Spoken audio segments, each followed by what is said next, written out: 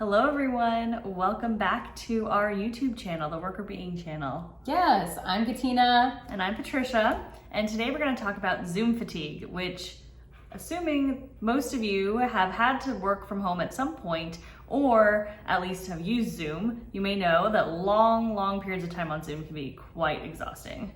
Yeah, and so companies more and more are leveraging these video calls as a way of doing business, but they haven't necessarily thought about what the tax might be on their employees as they're sitting through these meetings, being on video all day long, and what the difference between that and sitting in meetings in person might be from an exhaustion perspective.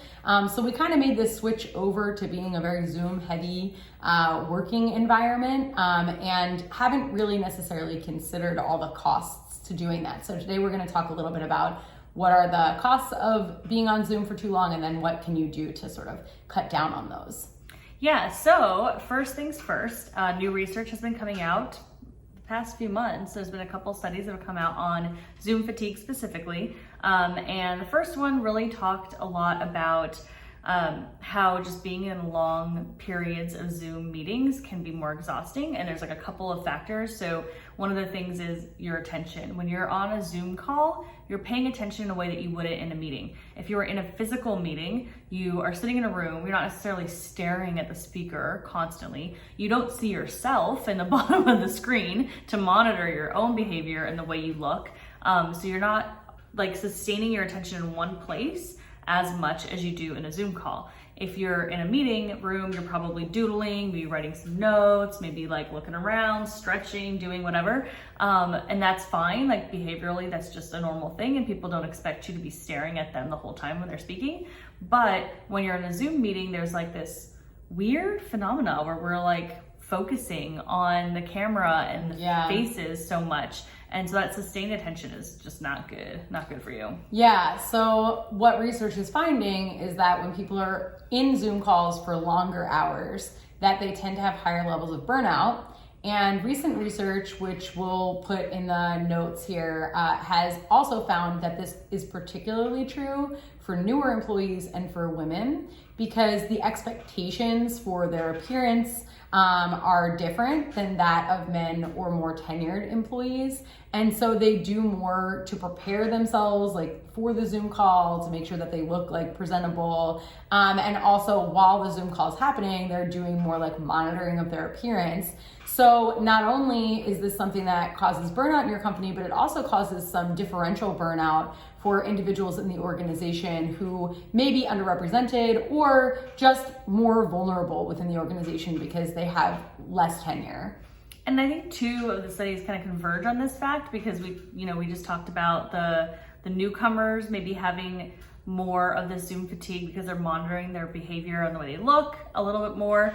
But when the other study talked about group belongingness, so if you really feel like you're a part of a group and you're very close to your team, for example, the Zoom fatigue issue is not quite as bad. So you're more likely to be able to do a video call and feel okay because maybe you don't care what, I don't care what Katina thinks I look like, or if she sees you me. look wonderful.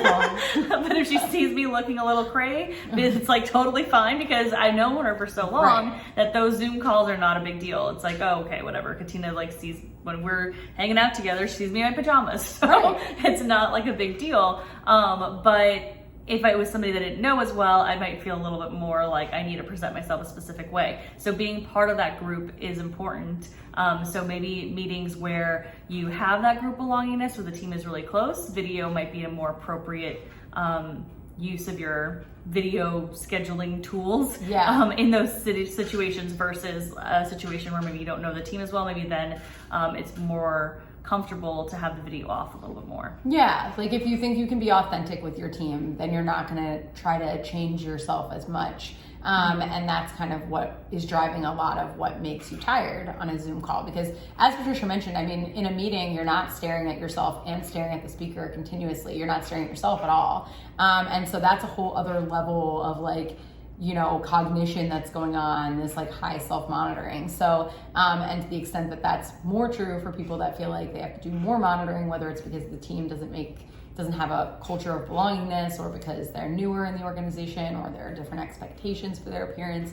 All of those things can add to that. So okay, now that we know that that is exhausting for people, what can we do? So some of the research shows that you can actually do Zoom meetings, video meetings for earlier in the day meetings. So when you do it earlier in the day, people have more energy. They haven't like fully depleted their cognitive resources yet. So having those meetings earlier in the day can make it a little bit more effective and a little bit less exhausting.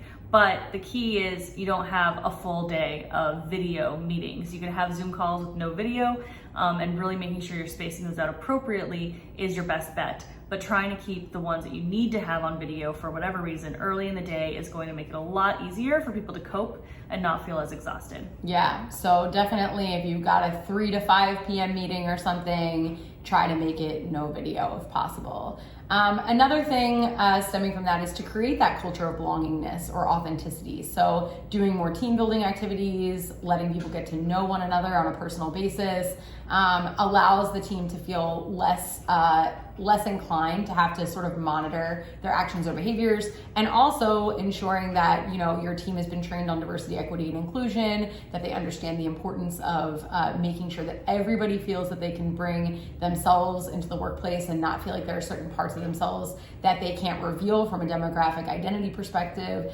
So this is all key to creating that environment of belongingness that then leads people to feel like, okay, well, I can be a little bit more myself and I don't have to feel like I'm like this like perfect person on the Zoom with like nothing happening in the background and like me looking 100% professional and pristine at all times. Yeah, exactly. So now you've got your group belongingness, you have video calls earlier in the day, and then the final thing is breaks. We know how important breaks are. We've talked about breaks all the time. If you go to our podcast, you'll find, I don't know, like at least 3 episodes on breaks. So breaks are super important, and we know that they really help us kind of recharge our batteries throughout the day, so we're not just going to fully to zero at the end of the day and then just collapsing, right? You want to keep giving yourself a little bit more boosts of energy so that you can function well and get through the day more effectively. And so having breaks between video calls can be extremely helpful. It'll help you kind of recharge, reboot before you have to do it again. So if you have to have some video calls, do them earlier in the day, but don't do them back to back. So maybe you have one at 9:30 and then maybe you have one at 10:30, and they're only 30-minute meetings, so you have a 30-minute break between them, right? So trying to like space them out appropriately and do them earlier in the day, and then do them with teams where you feel really comfortable is gonna set you up for success. Yeah, and if you're a manager, take note, role modeling these behaviors can be really important. So if you always have your camera on, but you're telling other people that they can have their camera off, that might not be the best way of doing it. So if you say, you know, this is important that we take breaks, truly role model the taking breaks. If it's important that you're, putting video calls in the morning, make sure that you're doing that, and in the afternoon, your camera's off.